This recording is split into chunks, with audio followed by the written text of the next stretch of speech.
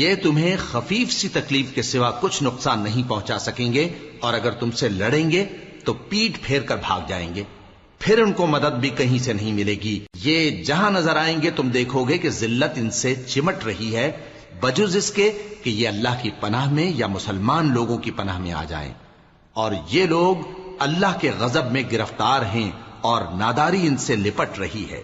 یہ اس لیے کہ اللہ کی آیتوں سے انکار کرتے تھے اور اس کے پیغمبروں کو ناحق قتل کر دیتے تھے۔ یہ اس لیے کہ یہ نافرمانی کیے جاتے اور حد سے بڑھے جاتے تھے۔ یہ بھی سب ایک جیسے نہیں ہیں۔ ان اہل کتاب میں کچھ اچھے لوگ بھی ہیں جو رات کے اوقات میں اللہ کی آیتیں پڑھتے اور اس کے آگے سجدے کرتے ہیں۔ وہ اللہ پر اور روز آخر پر ایمان رکھتے اور اچھے کام کرنے کو کہتے اور بری باتوں سے منع کرتے اور نیکیوں پر لپکتے ہیں، اور یہی لوگ نیکوکار ہیں۔